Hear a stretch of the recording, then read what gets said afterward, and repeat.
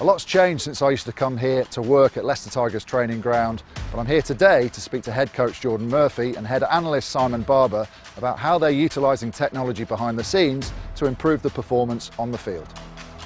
The way technology is now, we're able to give live statistics and live video during the game, and then the coaches will take away a package to review themselves.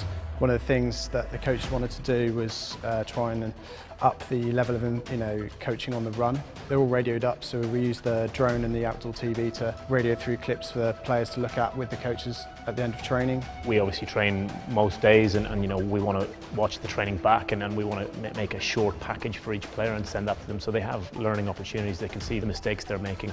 We would try and coach live on the field, but if we miss anything, those guys are seeing it that evening, so that they're learning and constantly developing and constantly getting better. Simon, the head analyst, is probably one of the most important people.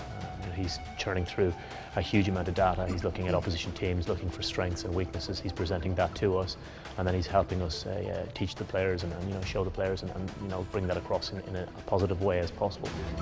Why is there a big bit of tech in the players' gym? So this is a Ricoh interactive whiteboard, and the reason it's in here is because a lot of the meetings stand on the feet and a bit of practical stuff, so it's a good opportunity to see the information and use the drawing tools, whatever's needed on the interactive display, and then actually walk through the bits and pieces. So that's frequently done with the line-out walkthroughs. So when you're in the gym, you can press a button and you can see a short package on your opposition player or strengths and weaknesses or whatever that may be. So from that point of view, it's a nice learning tool to have. How can technology help you guys manage your players' load over a season? Well, it probably less so for Simon, but our head of strength and conditioning obviously will have GPS units on all of our players. So every time they train, we'll have an exact load of how fast they run, how far they go, the accels and decels. So we're keeping a really tight information package on guys. We know exactly where they are with regard to potentially becoming injured after they hit certain flags. In the future, where can you see technology moving with rugby? Imminently, there's going to be huge growth in virtual reality, and everything from analysing set piece to strike plays and defence.